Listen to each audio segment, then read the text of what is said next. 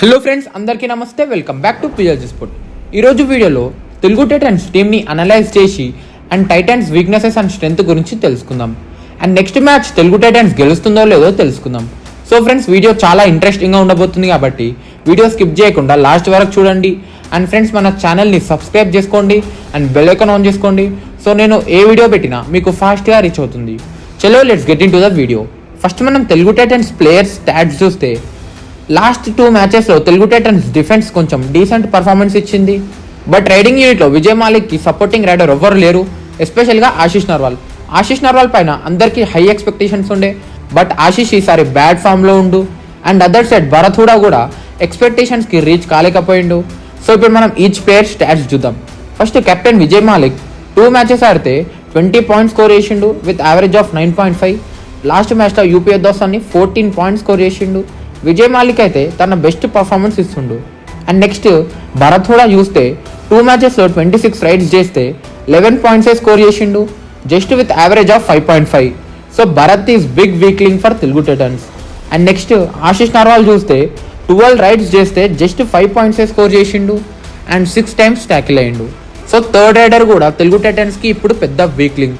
ఆశీష్ నర్వాల్ అయితే పూర్తిగా ఫెయిల్ అయ్యిండు. నెక్స్ట్ డిఫెండర్ స్టాట్స్ చూస్తే ఫస్ట్ రైట్ కార్నర్లో శుభం షిండే 2 మ్యాచెస్లో 10 ట్యాకిల్స్ అటెంప్ట్ చేస్తే 6 పాయింట్సే స్కోర్ చేసిండు. So Shubham Shinde decent performance అయితే ఇచ్చిండు. బట్ శుభం షిండే ఇంకా మంచిగా పర్ఫామ్ చేసే అవసరం ఉంది. అండ్ నెక్స్ట్ లెఫ్ట్ కార్నర్లో అమాన్ అంటిల్ అండ్ అంకిత్ జగ్లన్కి ఇద్దరికి ఛాన్స్ ఇచ్చింది. అమాన్ అంటిల్ మాత్రం పూర్ పర్ఫార్మెన్స్ ఇచ్చిండు, జస్ట్ 2 పాయింట్సే స్కోర్ చేసిండు 8 ట్యాకిల్స్ అటెంప్ట్ చేస్తే. అండ్ అంకిత్ జగ్లన్ కూడా జస్ట్ 2 పాయింట్సే స్కోర్ చేసిండు, పూర్తిగా ఫెయిల్ అయ్యారు ఇద్దరు డిఫెండర్స్ కూడా. సో తెలుగు టైటన్స్కి లెఫ్ట్ కార్నర్ కూడా ఒక పెద్ద వీక్లింగ్గా మారింది. అండ్ నెక్స్ట్ లెఫ్ట్ కవర్లో అజిత్ పవర్ 2 మ్యాచెస్ ఆడితే జస్ట్ 5 ట్యాకిల్స్లో 3 పాయింట్స్ స్కోర్ చేసిండు విత్ యావరేజ్ పర్ఫార్మెన్స్. బట్ ఇంకా ఇంప్రూవ్ చేసుకోవాలి. అండ్ నెక్స్ట్ రైట్ కవర్లో సాగర్ రావాల్ ఆడతాడు.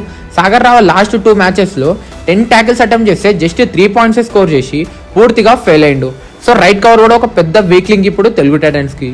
So friends, Telugu Titans comeback ఇవ్వాలి అంటే main weak links like third raider, left corner and right cover పొజిషన్స్ని స్ట్రాంగ్గా ప్రిపేర్ చేసుకొని రావాలి.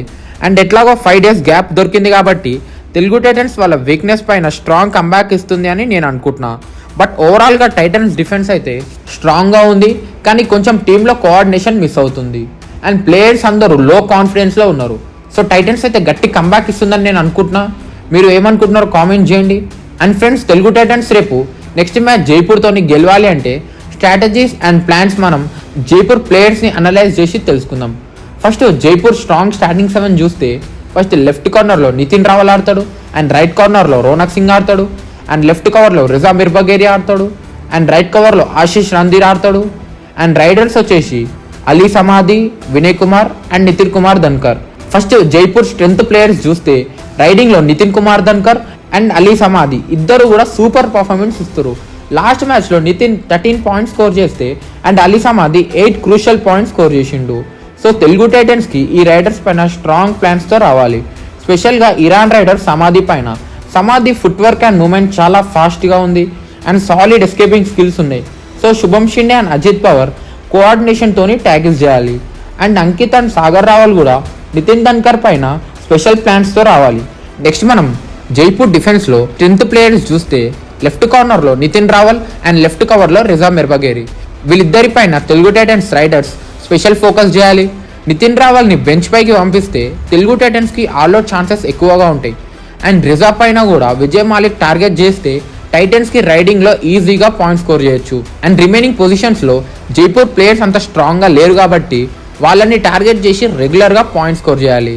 అండ్ అటాకింగ్ స్ట్రాటజీతోని గేమ్ ప్లే చేస్తే తెలుగు టైటన్స్కి పక్కగా మ్యాచ్ గెలిచే ఛాన్స్ ఉంది. అండ్ మన డిఫెండర్స్ కూడా అన్వాంటెడ్ పాయింట్స్ ఇవ్వద్దు అండ్ సిల్లీ మిస్టేక్స్ చేయొద్దు.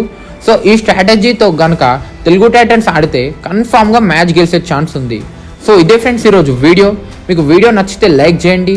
అండ్ మీకు రోజు kabaddi updates and daily Telugu Titans match preview and review కావాలంటే తెలుగు టైటన్స్ రివ్యూ అని కామెంట్ చేయండి. Thank you for watching. Like, share and subscribe our channel. Stay tune for more updates.